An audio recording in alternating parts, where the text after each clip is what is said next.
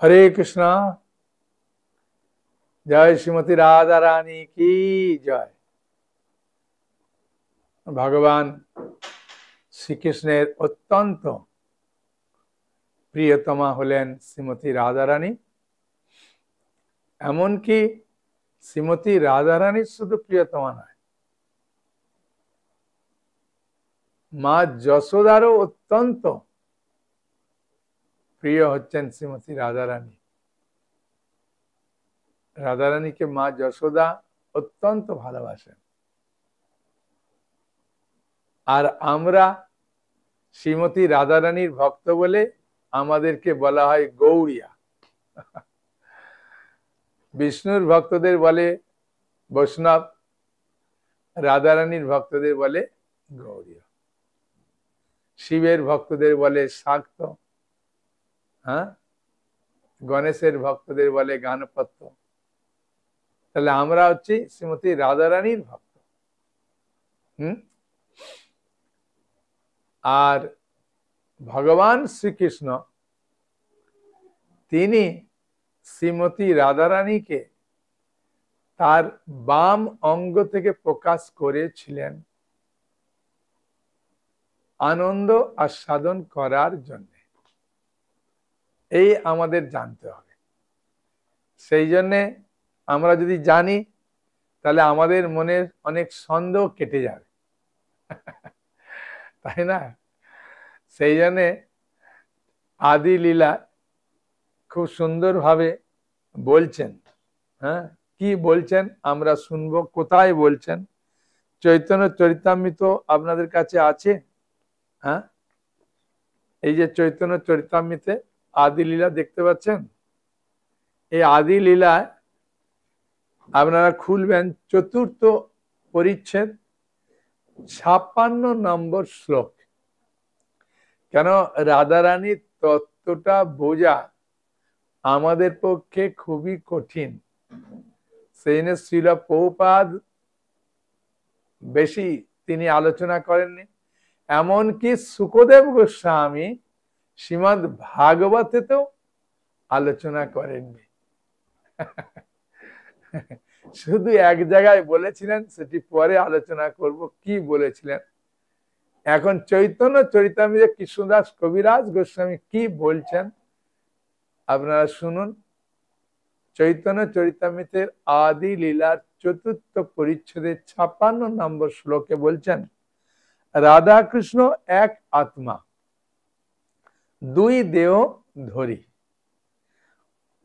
অন্যান্য বিলাসের রস আস্বাদন করি। শ্রীমতী রাধা রানী শ্রীকৃষ্ণ এক এবং অভিন্ন, তারা দুটি পৃথক দেহ ধারণ করছেন কারণ প্রেম রস আস্বাদন করার জন্য। সেই জন্য ভগবান কৃষ্ণের বাম অঙ্গ থেকে শ্রীমতী রাধা রানীর প্রকাশ হয়েছিল। হ্যাঁ, ভগবান কৃষ্ণ যখন বৃন্দাবনে গোলক বৃন্দাবনে রাসলীলা আস্বাদন করার ইচ্ছা করেছেন, সেই সময় ভগবান শ্রীকৃষ্ণের বাম অঙ্গ থেকে রাধারানী প্রকট হয়ে তিনি ধাবিত হয়েছিলেন রাসলীলা অংশগ্রহণ করার জন্য। ওই জন্য রাসলীলায় প্রকট হয়েছিলেন বলে রাসলীলার রা, আর ধাবিত হয়ে তিনি পুষ্প চয়ন করে কৃষ্ণকে উপহার দিতে চেয়েছিলেন যেন ধা, সেই জন্য হলো রাধা। ঠিক আছে। তো এই রাধা নাম উচ্চারণ করলে কি লাভ শুনুন। তাহলে রাধা অষ্টমী আপনি বাড়িতে পালন করলে কি লাভ, সেটা আপনি খুব সহজে আস্বাদন করতে পারবেন যে আমি বাড়িতে রাধা অষ্টমী সুন্দর করে পালন করব। হ্যাঁ, রাধা যদি কেউ নাম উচ্চারণ করে, হ্যাঁ, র উচ্চারণ করে, ঠিক আছে, রাধা প্রথমে র, র যদি কেউ উচ্চারণ করে তাহলে তার কি লাভ হবে শুনুন। কোটি জন্মের পাপ নষ্ট হবে বলছে। শুধু র উচ্চারণ করলে কোটি জন্মের পাপ নষ্ট হবে। আর রয়ের পরে আকার আছে, আকার উচ্চারণ করলে স্বর্গে বাস হবে। তারপরে ধ আছে, ধ উচ্চারণ করলে আয়ু, আমাদের যে আয়ু ক্ষয়টা রোধ হয়ে যাবে, মানে বন্ধ হয়ে যাবে। তারপরে একটা আকার আছে, ওই আকার উচ্চারণ করলে সংসার বন্ধ নষ্ট হয়ে যাবে। বাবা তাহলে শ্রীমতী রাধারানীর নাম উচ্চারণ করলে কত লাভ চিন্তা করেছেন? হ্যাঁ, তা সেই শ্রীমতী রাধারানীর শুভ আবির্ভাব তিথি 31শে আগস্ট 2025 রবিবার। ঠিক আছে, রবিবার পড়েছে, খুব ভালো দিন, ছুটির দিন পড়েছে। আর 12 ভাদ্র, না 12 না, 14ই ভাদ্র। ঠিক আছে, 14ই ভাদ্র 31শে আগস্ট রবিবার শ্রীমতী রাধারানীর শুভ আবির্ভাব তিথি। সেই জন্য আমরা 12টা পর্যন্ত উপবাস থাকবেন। তারপরে রাধারানীকে খুব সুন্দরভাবে ভোগ রন্ধন করে রাধারানীকে নিবেদন করবেন। তারপরে রাধারানী শ্রী চরণ কমলে পুষ্পাঞ্জলি দেবেন। হ্যাঁ, বুঝেছেন? তার আগে অভিষেক করবেন অভিষেকটা আগে হ্যাঁ করে, হ্যাঁ, তারপরে ভোগ লাগায়, তারপরে পুষ্পাঞ্জলি দেয়। হ্যাঁ, আপনার বাড়িতে কিভাবে করবেন সেটি আমরা আলোচনা করব। তার আগে একটু শ্রীমতী রাধারানী নিয়ে বলি, তাহলে খুব আনন্দ পাবেন। এই শ্রীমতী রাধারানী নিয়ে হ্যাঁ কে বলছিলেন আমি সেটাও বলবো। ঠিক আছে, ভগবান শ্রীকৃষ্ণ নিজে বলছেন, নারদ মুনিকে বলছেন। হ্যাঁ, কি বলছেন নারদ মুনিকে? মনে প্রশ্ন আসবে না যে নারদ মুনিকে কি বললেন? ভগবান শ্রীকৃষ্ণ বললেন, হে নারদ, তুমি কি আমার কৃপা লাভ করতে চাও? হ্যাঁ, এটা ভবিষ্যৎটা পুরাণে বলছেন। হ্যাঁ প্রভু, আপনার কৃপা আমি লাভ করতে চাই। বলে তাহলে রাধারানীর কৃপা আগে লাভ করো, তবে আমাকে পাবে। বুঝেছেন? যেমন একটা উদাহরণ দিই, আপনার টাকা থাকলেও আপনি যদি ব্যাংকে জমা দিয়ে দিবেন, সেই টাকা যদি আপনি পুনরায় তুলতে যাবেন, তাহলে ব্যাংক ম্যানেজারের সই লাগবে, তবে টাকাটা তুলতে পারবে। সেখানে শ্রীমতী রাধারানীর কৃপা ছাড়া আপনি কৃষ্ণকে পাবেন না। সেই জন্য শ্রীমতী রাধারানীর কাছে যদি প্রার্থনা করি, তাহলে কৃষ্ণকে পাবো। এটা ভগবান কৃষ্ণ স্বয়ং বলছেন নারদকে। আর নারদীয় পুরাণে হ্যাঁ কি বলছেন শুনলে সত্যি করে আমরা আশ্চর্য হয়ে যাই, যে ভগবান কৃষ্ণ নারদীয় পুরাণে বলছেন, সত্যম সত্যম পুনঃ সত্যম। হে নারদ, আমি তোমাকে সত্য সত্য বলছি, পুনরায় আবার সত্য বলছি। কি বলছি? সত্যম এবা পুনঃ পুনঃ, তোমাকে বারবার আমি সত্য কথা বলছি। নারদ চিন্তা করছেন, প্রভু সত্যম সত্যম পুনঃ সত্যম, সত্যম এবা পুনঃ পুনঃ, এতবার সত্য বলার কারণ কি? তখন ভগবান বলছেন, নারদ, এতবার সত্য বলার কারণ কি? বিনা রাধা প্রসাদেন, রাধারানীর কৃপা ছাড়া মত প্রসাদেন বিদ্যাতে, আমার কৃপা পাবে না। বুঝেছেন? সেই জন্য আমরা যে হরে কৃষ্ণ মহামন্ত্র কীর্তন করি, অনেকে তাহলে বলতে পারে যে তাহলে প্রভু রাধা রাধা রাম নাম জপ করলে হ্যাঁ তাহলে আমরা কৃষ্ণকে সহজে লাভ করতে পারবো। হ্যাঁ, তাই না? এটা মনে স্বাভাবিক প্রশ্ন আসবে।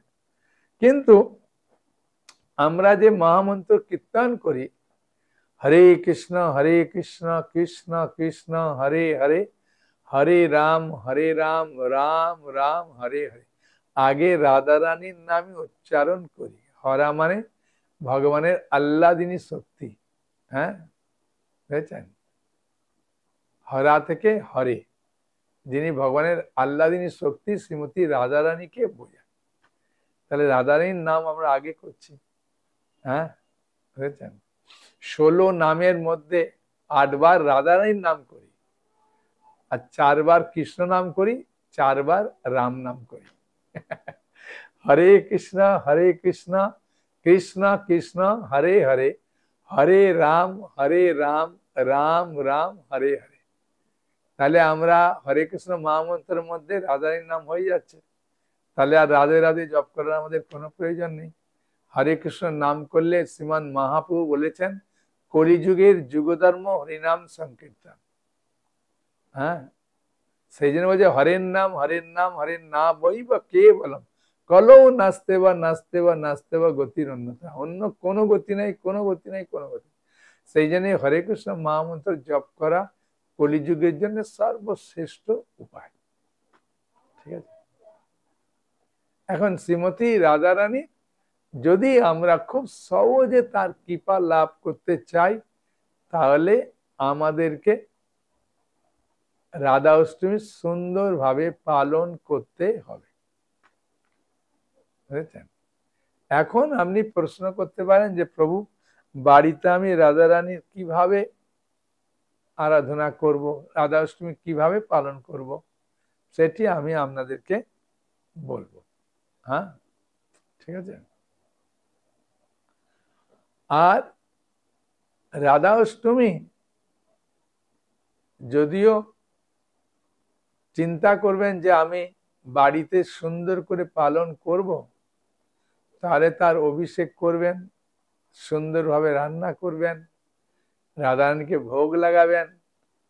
হ্যাঁ, আপনার যদি সামর্থ্য থাকে একটা কেকও লাগাতে পারেন।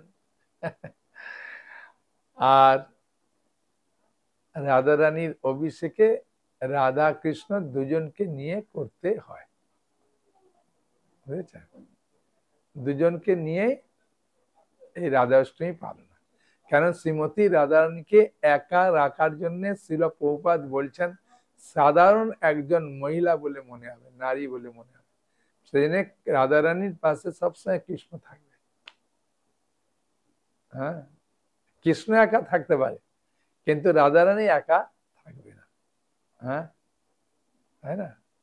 সেই জন্য আমরা রাধা কৃষ্ণ বলি। রাধা কৃষ্ণ বলি, এর কারণ কি? রাধা হচ্ছেন জগতের পিতা, আর রাধারানী হচ্ছেন জগতের মা। হ্যাঁ, সেই জন্য আমরা একসঙ্গে বলি রাধা কৃষ্ণ। আর সাধারণত বাবার থেকে মা একটু বেশি কৃপালু হয়, সেই জন্য রাধা নাম আগে আমরা উচ্চারণ করি। সীতারাম, হ্যাঁ, রাধা কৃষ্ণ, লক্ষ্মী নারায়ণ বলি। শ্রুতি শাস্ত্রেও উল্লেখ আছে, হ্যাঁ, এই রাধা কৃষ্ণ সম্বন্ধে। সামবেদে উল্লেখ আছে যে রাস শব্দে মাধব, হ্যাঁ, তিনি মনে মনে খুব আনন্দ পান। রা কে উচ্চারণ করলে কৃষ্ণ মনে মনে খুব আনন্দ পান। আর ধা শব্দের অর্থ ভগবান কৃষ্ণ বা মাধব, তিনি তা সেই ভক্তের পেছনে ধাবিত হন, তাকে কৃষ্ণ প্রেম দেওয়ার জন্য, এত ভালোবাসেন। সেই জন্য আমরা এই হরে কৃষ্ণ মহামন্ত্র কীর্তনের মাধ্যমে রাধারানীর নাম উচ্চারণ করছি, এবং কৃষ্ণের নাম উচ্চারণ করছি, রামের নাম উচ্চারণ করছি। তাই আমরা আনন্দও পাচ্ছি এবং রাধা কৃষ্ণকে স্মরণ করতে পারছি। আর শ্রীমান মহাপ্রভু আমাদেরকে এই শিক্ষাই দিয়েছেন আমরা সবসময়ের জন্য যাতে হরিনাম করি। হ্যাঁ, বুঝেছেন? এবং ইস্কন থেকে দীক্ষা নিতে গেলে আপনাকে কমসে কম 16 মালা জপ হরে কৃষ্ণ মহামন্ত্র কীর্তন করতে হবে, এবং একাদশীর দিনে 25 মালা। আর সেই রাধারানীর যদি জন্ম পালন করবেন, আবির্ভাব তিথি পালন করবেন, রাধাষ্টমী পালন করবেন, তাহলে আপনি ভগবান কৃষ্ণের জন্মাষ্টমীর থেকে 1000 গুণ বেশি ফল পাবেন। আর রাধারানী এত কৃপালু, তিনি 12টা পর্যন্ত উপবাস করার সুযোগ দিয়েছেন। ইতিমধ্যে আপনারা জন্মাষ্টমী পালন করেছেন, কৃষ্ণের কৃপা লাভ করেছেন, আর রাধারানী কৃপা লাভ করলে কৃষ্ণ আরো খুশি হবেন। আর 12টা পর্যন্ত উপবাস তো কোনো ব্যাপার নয়, খুব সহজে আপনারা এটা পালন করতে পারবেন। খালি সকালে ঘুম থেকে উঠে গঙ্গা গঙ্গা বলে স্নান করলেন, করে ধোয়া পোশাক পরলেন, শ্রীমতী রাধারানী কৃষ্ণ এদেরকে জাগালেন, সুন্দরভাবে পরিষ্কার করে, তার আগের দিন তো মন্দির পরিষ্কার করেছেন, সুন্দরভাবে সাজিয়েছেন, বা ওই দিনও সাজাতে পারেন, আলপনা দিতে পারেন। রাধারানী কৃষ্ণকে ধূপ দিলেন, ফুল দিলেন। যারা ভক্ত তারা তো মঙ্গল আরতির সবকিছু আয়োজন করবে। যদি আপনি মনে করেন যে আমি তো করি না, মাঝে মাঝে করি, বা প্রতিদিনই করি, কিন্তু এত নিষ্ঠাভাবে এত সুন্দর নিয়ম কারণ পালন করতে পারি না সংসারের মধ্যে থেকে, এইভাবে করতে পারেন, কোনো অসুবিধা নেই, সহজ সরল ভাবেই করুন। আর হরে কৃষ্ণ মহামন্ত্র কীর্তন করুন, আর হরিনাম জপ করবেন, আর সময় পেলে ভাগবত পড়বেন। ভাগবতের প্রচুর মাহাত্ম্য আছে, প্রচুর মাহাত্ম্য, কি বলবো আপনাকে। একজন মাতাজি বলছেন, প্রভু আমি যার সঙ্গে সঙ্গী করি না কেন আমাকে শুধু সে দুঃখই দেয়। ওই জন্য আমার আপনজন বলে কেউ নেই। আমি আপনজন করতে গেলে একমাত্র ভগবান কৃষ্ণকে, রাধারানীকে করুন, আর শ্রীমদ ভাগবতকে করুন। তাহলে আপনার মনের সমস্ত দুঃখ চলে যাবে, বুঝেছেন? তখন খুব মাতাজি আনন্দ পেয়েছেন। আমি বললাম ভাগবতে ভগবান কৃষ্ণ নিজে কি বলছেন, শুনুন। শুকদেব গোস্বামী সেখানে এত সুন্দরভাবে আমাদেরকে জানিয়ে দিচ্ছেন। আমি আপনাদেরকে খুলে দেখাবো। এটা হচ্ছে ভাগবতমে 11 স্কন্ধ, ঠিক আছে? 11 স্কন্ধের প্রথম অধ্যায়ের 6-7 নম্বর শ্লোক। সেখানে কি বলছেন আপনারা একটু শুনুন, আমি খালি অনুবাদটা পড়বো, ঠিক আছে?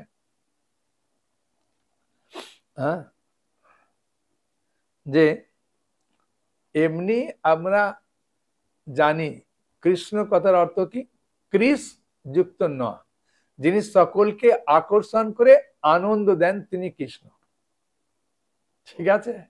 কৃষ্ণ সকলকে আকর্ষণ করে আনন্দ দেন, কিন্তু শ্রীমতী রাধারানী কৃষ্ণকে আকর্ষণ করে আনন্দ দেন, বুঝেছেন? সেই জন্য পরম পুরুষোত্তম ভগবান শ্রীকৃষ্ণ নিখিল বিশ্বের সকল সৌন্দর্যের আধার স্বরূপ।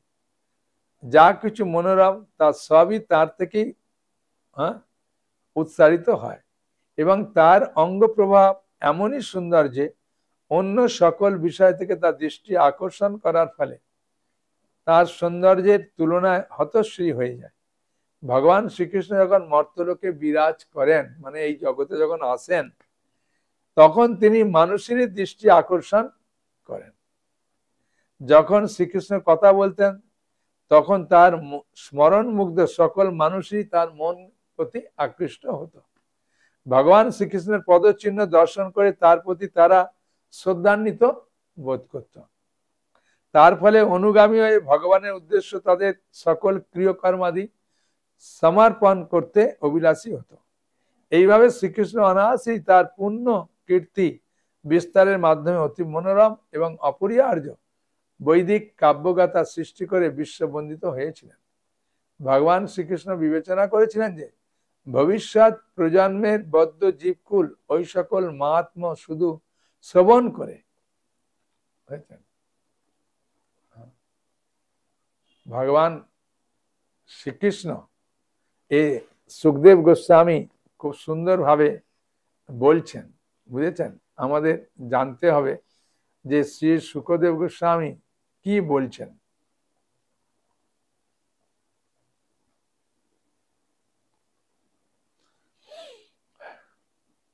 हरे कृष्ण। श्रीमद् भागवत में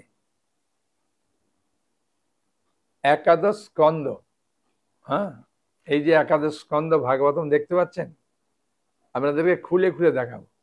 একাদশ স্কন্দের প্রথম অধ্যায়ের ৬-৭ নম্বর শ্লোকে সুখদেব গোস্বামী বলছেন যে ভগবান শ্রীকৃষ্ণই বিবেচনা করেছিলেন যে ভবিষ্যৎ প্রজন্মের বদ্ধ জীবকুল মানে আমাদের জন্য ওই সকল মানব শুধুমাত্র শ্রবণ আর কীর্তনের মাধ্যমে, যদি ভগবানের কথা শ্রবণ আর কীর্তন করেন, আমাদের অজ্ঞানতার অন্ধকার থেকে উদ্ধার প্রাপ্ত হয়ে সংসার সমুদ্রে উত্তীর্ণ হতে পারবে। এই আয়োজনে সন্তুষ্ট হয়ে তার অভিষ্ট পূরণ করে তিনি ভগবত ধামে চলে যান। ওই জন্য ভাগবতকে তিনি দিয়ে গেছেন আমাদের জন্য। এবং শিলা ভক্তি সিদ্ধান্ত সরস্বতী ঠাকুর বলছেন ভগবান তার লীলা কথা শ্রবণের সুযোগ নিষ্ঠাবান জীবকে করে দেন। ভক্ত ওই ধরনের লীলা কথার বর্ণনার প্রতি স্বতঃস্ফূর্ত আকর্ষণের মাধ্যমে ভক্তি পথে ক্রমান্বয়ে অগ্রসর হতে পারে।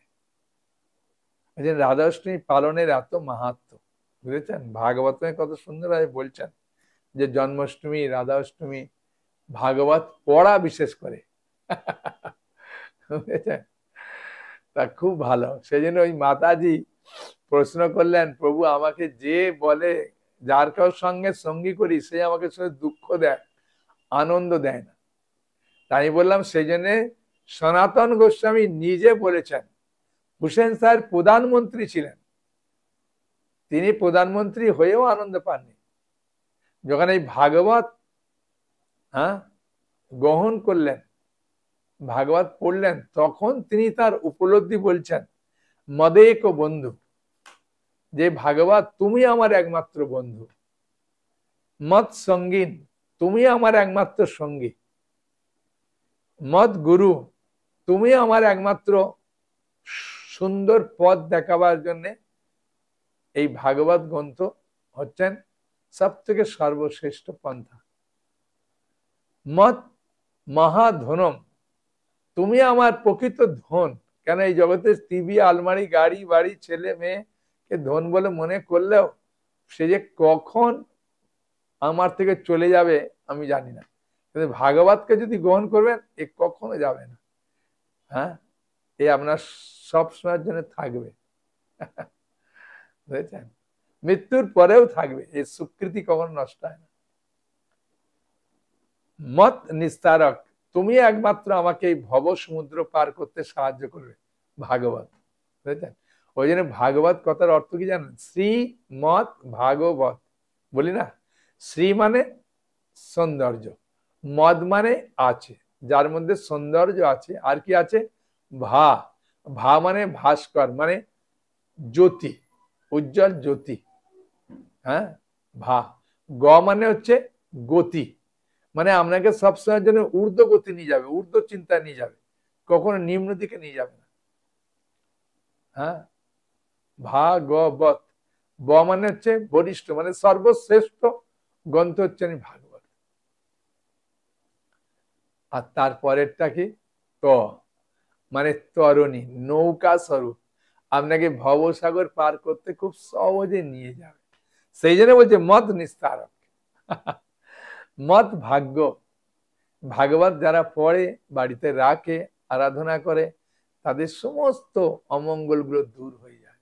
এটা আমার কথা না, শাস্ত্রে স্পষ্ট করে উল্লেখ আছে, বুঝেছেন। মা ধনম, এই মহানন্দ নমস্তুতে, একমাত্র আপনাকে প্রকৃত আনন্দ দিতে পারে এই ভাগবত। সেই জন্য আমি মাতাজিকে বলেছিলাম যে ভাগবতকে সঙ্গী করুন, মাতাজি দেখবেন সব কিছু পাবেন। আর মাতাজি সত্যি করে এই ভাগবত নিয়েছিলেন ইনস্টলমেন্টে, নিয়ে এত খুশি হয়েছিলেন, মানে কল্পনার বাইরে। আর এখন আমার থেকে যারা ভাগবত নিচ্ছে তাদের তো এই নরসিংহদের মালা নিচ্ছে, এটা পড়ে সে ভাগবত পড়ে, পূজা করে, খুব আনন্দ পায়। তারপর সমস্ত তীর্থের জলও দিই আমি। এই আমার 7টা জিনিস তাকে দিই, চন্দন দিই, তারপরে চরণ ধুলিটা দিই, খুব সুন্দর, বৃন্দাবনের চরণ ধুলি। আর একাদশী করে প্রচুর মানুষ, সেই জন্য জগন্নাথের নির্মাল্যটাও দিতে হয়, না দিলেও নয়। আর খুব সুন্দর নরসিংহদেব তুলসী দিই, এটা কখনো এক কোনা করে খেলে তার প্রচুর মঙ্গল, অনেক রোগও সারে। আর দিতে বাধ্য হতে হয় একটু নরসিংহদেবের প্রসাদ। এই 7টা জিনিস তাকে আবার এক্সট্রা দিতে হয়। এমনি তো কোরিয়ারের মাধ্যমে বই পাঠিয়ে দিই ইনস্টলমেন্ট। তা মাতাজি পেয়ে এত আনন্দ পেয়েছিল, এবং মাঝে মাঝে ফোন করে বলেন, প্রভু আপনার এই ক্লাস শুনে ভাগবত নিয়ে আমার জীবন ধন্য হয়ে গেল। মাতাজি এখন অন্যজনকে প্রচার করে জানেন, যার সঙ্গে দেখা হয় সে বলে আপনি ভাগবত পড়ুন, সব সমস্যার সমাধান হবে, আপনাকে ইনস্টলমেন্টটা আমি পড়ে দেবো। বলে আমার ফোন নম্বর দেয়, হোয়াটসঅ্যাপে যে ফোন নম্বর আছে এই ক্লাসে, ওর নম্বর দেয়, ফোন করে, কথা বলে। হ্যাঁ, সেরকম ভাগবত পড়বেন। আর এই ভাদ্র পূর্ণিমা উপলক্ষে তো বিশেষ মাহাত্ম, বিশেষ ছাড়, এত টাকা কম কখনো নেওয়া হয় না। বুঝেছেন? সেই জন্য আমরা একটা ভিডিও শুনলে বুঝতে পারবেন যে কত কম নিচ্ছে। শ্রী শুকদেব কথিত শ্রীমদ্ ভাগবত। ইহলোকে শ্রীমদ্ ভাগবত অতীব দুর্লভ, কোটি কোটি জন্মের সঞ্চিত পুণ্যের দ্বারাই কেবল শ্রীমদ্ ভাগবতের আশ্রয় লাভ করা যায়। এখন ডিসকাউন্ট চলছে, ৮৫০০ আর নয়, এখন মাত্র ৭৫০০ টাকাতে পাবেন। এখনই অর্ডার করুন অথবা বুকিং করে রাখুন।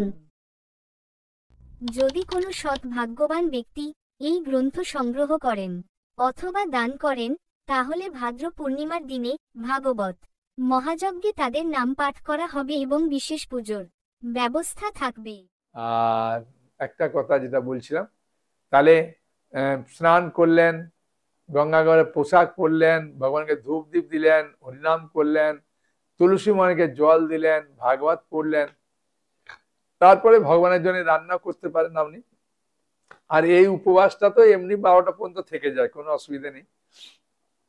হ্যাঁ, আপনি 11:30টার সময় ভোগ লাগিয়ে দিলেন, এমনকি মায়াপুরী যা করে তা নয়, রাধারানী সবকিছু ভালোবাসে, ঠিক আছে? আপনার বাড়িতে যেটা হবে সেটাতেই রাধারানী খুশি হবেন। আপনাকে করতে হবে না যে আমি 25টা পদ রান্না করবো, এ না, আপনি যেমন সামর্থ্য করবেন। হ্যাঁ, সবই ভালো। একজন মাতাজি বলছে, প্রভু আমরা 4-5 জন মাতাজি একসঙ্গে মিলে করি, সেই জন্য অনেক কিছু রান্না করি, ভগবানকে ভোগ লাগাই, আমরা কীর্তন করি। আমি বললাম খুব ভালো, খুব ভালো, খুব শুনে আনন্দ। হ্যাঁ, তাই করবেন। আর পঞ্চামৃত দিয়ে হ্যাঁ অভিষেক করবেন, বা পঞ্চগব্য দিয়ে করতে পারেন, বা পঞ্চগব্য পঞ্চামৃত 2 দিয়ে করতে পারেন, গঙ্গা জল দিতে পারেন, ডাব দিতে পারেন। হ্যাঁ, বুঝেছেন? পঞ্চামৃত হচ্ছে দুধ, দই, ঘি, মধু আর মিষ্টি জল। আর পঞ্চগব্য হচ্ছে যেটা দুধ, দই, ঘি আর গোচনা, গোমূত্র। হ্যাঁ, অনেকে বলে প্রভু গাভী নাই, গোচনা গোমূত্র কোথায় পাবো? তাহলে পঞ্চামৃত দিয়ে করতে পারেন, কোনো অসুবিধা নেই। হ্যাঁ, পারলে একটা ডাবের জল দিলেন, দিয়ে করলেন, সব অল্প অল্প দেবেন। আমাকে প্রশ্ন করেছেন জন্মাষ্টমীতে, প্রভু আমাদের অনেকটা পাত্র চরণামৃত হয়েছে, তা চরণামৃত তো অল্প অল্প খেয়েছি, বাকিটা কি করব? হ্যাঁ, যে কোনো পবিত্র নদী বা এমনি পুকুরের জলও দিতে পারেন, বা কোনো গাছ, যে গাছের কাছে কোনো নোংরা টুকরা ফেলানো গাছের গোড়াও দিতে পারেন, অসুবিধা নেই।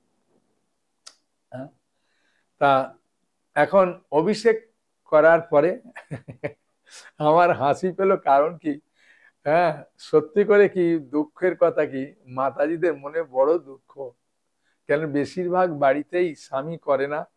এক মাতাজি বলছেন, প্রভু আমার ঠাকুর ফাকুর কিচ্ছু রাখতে দেয় না, ওই আপনি আপনার থেকে বই নিয়েছিলাম, ক্যালেন্ডার দিয়েছেন, ওই ক্যালেন্ডার রাধা কৃষ্ণ আছে, মায়াপুরে রাধা মাধব আছে।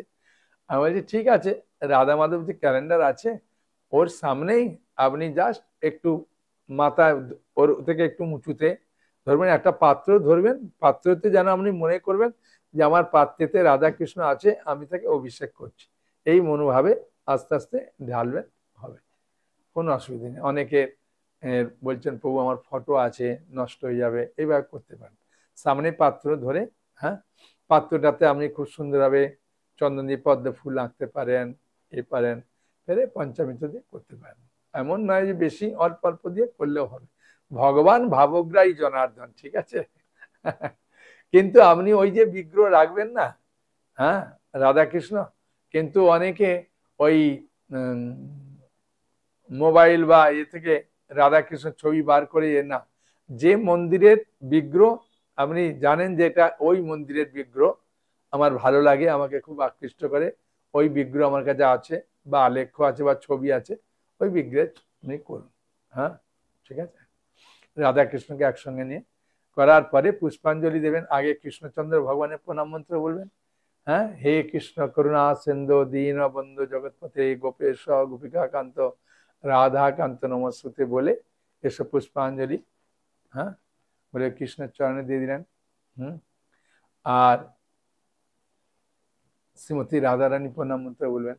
তপ্ত কাঞ্চন গৌরাঙ্গী রাধে বৃন্দাবনেশ্বরী বিশ্বভানুসুত দেবী অনুমামি হরি প্রিয়ে, হ্যাঁ, বলে এসব পুষ্পাঞ্জলি রাধারানীর চরণে দিলেন। 3 বার করে দিবেন।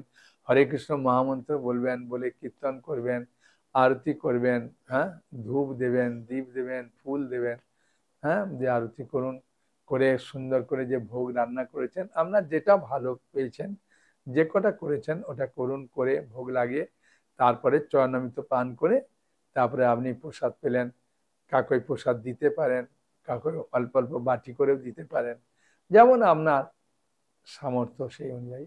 এই রাধা অষ্টমী পালন করলে রাধারানী খুব খুশি হন, এবং তার থেকে বেশি খুশি হন ভগবান কৃষ্ণচন্দ্র। আর যদি ভাগবত পড়বেন তা খুব ভালো, নাহলে কৃষ্ণলীলা বইটা পড়ুন, খুব ভালো। হ্যাঁ, ঠিক আছে। আপনাদের কাছে আর কি বলবো? হ্যাঁ, কোনো প্রশ্ন আছে কারো? বলুন, কোনো প্রশ্ন থাকলে মন খুলে বলুন। হ্যাঁ, বলুন,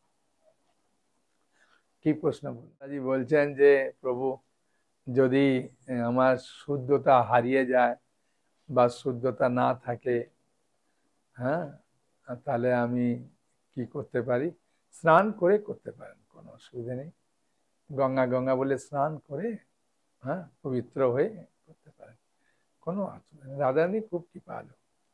হ্যাঁ, রাধারানী এই জগতে এসেছেন তো এমনি, বাড়িতে দেখবেন, বলতেও খারাপ লাগে, দেখবেন বাড়িতে সবাই দেখবেন মায়ের প্রতি একটা আলাদা ভালোবাসা থাকে। মা মারলে বকা দিলেও তো মায়ের কাছে একটা আলাদা ভালোবাসা, আনন্দ পায়। হ্যাঁ, আর মায়ের মনটা এমনিতেই খুব করুণাময়ী। শ্রীমতী রাধারানী খুব করুণাময়ী। হ্যাঁ, তাই আমরা যদি ভগবান কৃষ্ণের কাছে প্রার্থনা করি যে শ্রীমতী রাধারানী, আমি এটা চাই বা এটা আমি করতে চাই, আপনি একটু ভগবান প্রভুকে বলুন, হ্যাঁ, তখন রাধারানী বললে কৃষ্ণ আরো খুশি হয়ে যায়। ভক্তের মাধ্যমে ভগবান, হ্যাঁ, বেশি খুশি হন, যেহেতু শ্রীমতী রাধারানী মন প্রাণ হৃদয় সবসময়ের জন্য কৃষ্ণের চরণে অর্পণ করেছেন। হ্যাঁ, বুঝেছেন, শ্রীমতী রাধারানী এক মুহূর্ত কৃষ্ণকে ছাড়া নাই।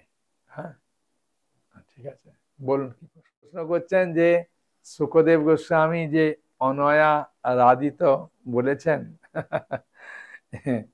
এই শুকদেব গোস্বামী যখন ভাগবত কথা বলছিলেন, তখন গোপিকারা ভগবানের হৃদয়ে, হ্যাঁ, এই শুকদেব গোস্বামীর হৃদয়ে অবস্থান করে বললেন, যেহেতু বিভিন্ন সম্প্রদায়ের আছে, সেই জন্যে রাধা তত্ত্ব বা আমাদের তত্ত্ব, কৃষ্ণের প্রতি যে আমাদের প্রেম ভালোবাসা বুঝতে পারবে না, সেই জন্যে হৃদয়ে অবস্থান করে বললেন নাম উচ্চারণ করবেন।